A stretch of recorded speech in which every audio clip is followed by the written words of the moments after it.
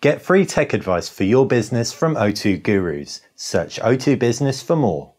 Hey guys, welcome to BTech. This is Basil here with an HTC Desire EYE newly announced. This is supposed to be the selfie camera, 13 megapixel front facing. So how does it stack up against the camera phone which everyone's currently taking selfies on, the iPhone? Well, we've got an iPhone 6 here and we've got a Desire EYE, and this is a comparison, so you are in the perfect place to find out. We're going to start off by talking about the designs, and gauging by the plastic body on here, we're guessing that the HTC Desire EYE will come in at a fair bit cheaper than the iPhone 6. Like we said, plastic body, but it is still premium in many ways. It feels nice and solid and robust.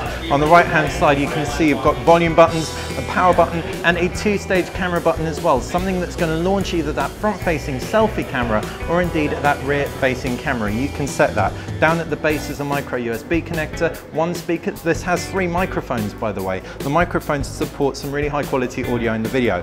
Front-facing speakers, one thing we didn't mention. Above the screen you've got a little ridge right there.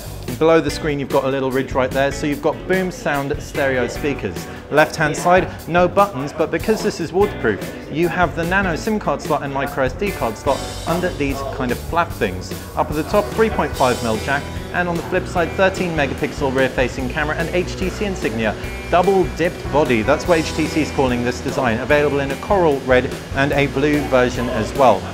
If we were to take a look at the iPhone, smaller display, 4.7 inches, lower pixel count, not quite as sharp, though still LCD display technology, IPS of sorts. You've also got on the right hand side a power button, you've got a nano SIM slot. Down at the base is that speaker, very easy to cover up, so we're guessing the boom sound stereo speakers on the Desire EYE will be significantly better. 3.5mm jack, lightning connector, and on the left hand side you've got volume buttons and a toggle, a lock toggle. Up the top, no buttons at all, but on the flip side you've got an 8 megapixel camera. Both cameras on the Desire EYE have dual tone flashes, just like that on the iPhone 6. One warm, one cool, in order to achieve the best white balance in flash. Like we said, that screen is significantly sharper on the HTC Desire EYE. It's not going to be a fair comparison right now. This thing's locked to full brightness. So we're going to kind of bypass the screen. We're guessing though the quality on the iPhone will be slightly superior, though like we said, sharpness on the Desire EYE slightly superior there.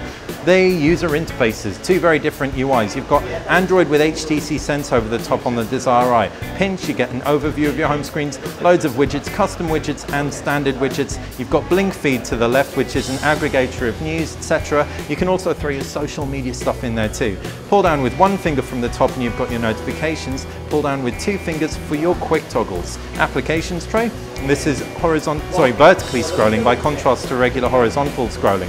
This is really in line with the long form factor of the phone. Because it's got stereo speakers, because it has that front-facing selfie camera with such a high pixel count, it is a very long device, much taller than the iPhone, even though the iPhone is super bezel-licious. If we're to take a look at iOS, it's a different story. You have home screens, but it's really home screens made up of icons of applications and folders. Folders that you can very easily customize, nice transitions across the whole UI, and that used to be iOS in a nutshell, but now iOS has gotten more complicated. You can double tap in order to activate multitasking, you can long press in order to activate Siri. 1 finger pull down is going to pull down your widgets and your Today menu, and you can add or remove widgets, and you've also got notifications as well. Jumping out of that, that's pretty much iOS. One thing which we didn't mention is drag down from the bottom and from the top to the bottom, and you can activate Spotlight Search. So which one's going to be right for you? Well, iOS tends to be a little bit more expensive in terms of the user experience, applications, etc. Whereas Android may be a little bit more cost effective, although Android is also habitually a tad more complicated. But if you can master it, then there's really much of a muchness in it. App support's going to be very similar across both. If we were to take a look at those cameras, 8 megapixels versus 13 megapixels. We did a few tests and we have to say the front-facing camera on the HTC Desire EYE is fantastic in good light, but in low light won't give you as good low light performance unless you flip on that flash, in which case you will be positively blinded in a good way. It'll light you right up. Front-facing camera on the iPhone is much lower resolution, though, and as is the rear-facing camera, 8 megapixels, better in low light, although again in good light it might not grab quite as much detail.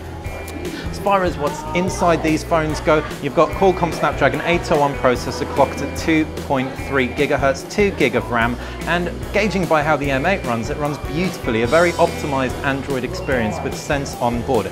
Also an optimized experience, the iPhone runs iOS 8, very smooth interaction throughout, just like with the iPhone 6 Plus as well, and 5S before it. iOS 8 is powered by an A8 chipset with 1 GB of RAM, and it's only a dual-core processor, but don't let that fool you. It's a 64-bit processor, and like we said, iOS is super efficient, so it all runs nice and smoothly. The battery capacity on the iPhone's 1810 mAh by contrast to the 2400 mAh battery in the HTC Desire EYE, although the Desire EYE's battery has to power that 5.2-inch display, which is significantly more power hungry. LTE, 4G, Wi-Fi, 3G, Bluetooth, etc. Everything you're going to expect. You've got NFC on the iPhone 6 as well as on the Desire EYE, though the iPhone 6's NFC is only really going to support Apple Pay. Hopefully that's answered all your initial burning questions about how HTC's brand new Desire EYE stacks up against the iPhone 6. If it has, make sure you click that like button. If you've got any other questions, fire them in the comments section below and we will answer them away. If you like the channel in general, subscribe. Thanks for watching VTech.